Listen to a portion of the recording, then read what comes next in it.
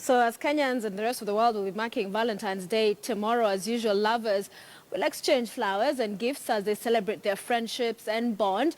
But just where do these flowers come from? Well, in this week's edition of The New Frontier in Agriculture, KTN's Keitany explores this very question and whether indeed a rose by any other name would smell just as sweet.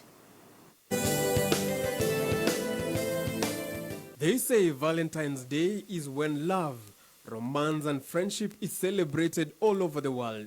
Beside the poetic romanticism surrounding it, these are big days for everyone in the floriculture value chain in Kenya.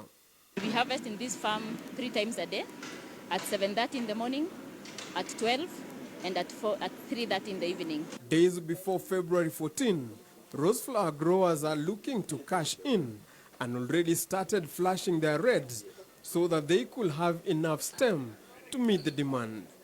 Like for Christmas, we mainly sell reds and whites. Valentine, like everybody knows, is red. Easter, we sell mainly the yellows. Mother's Days, we'll do mainly the pinks. But what does it take to grow these world most sought out Kenyan roses?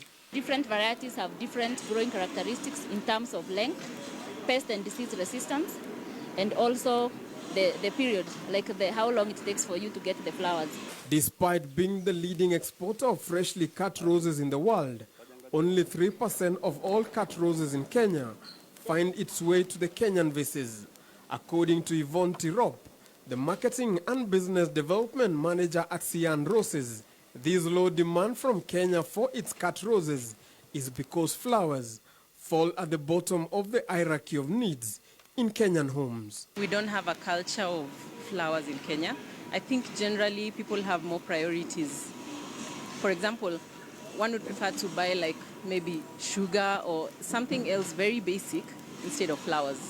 But Yvonne also insists that most Kenyan men either have no clue about their women's tastes and preferences, or they are just tight-fisted and find good, meaningful gifts too expensive, or they are not romantic and gentlemanly enough. I think it's very awkward of Kenyan men, or African men for that matter, find it very awkward to walk with a bouquet of roses to go and give their loved ones. I think when they buy a bouquet of roses, they'll probably hide it somewhere in the back seat, and it's about the culture.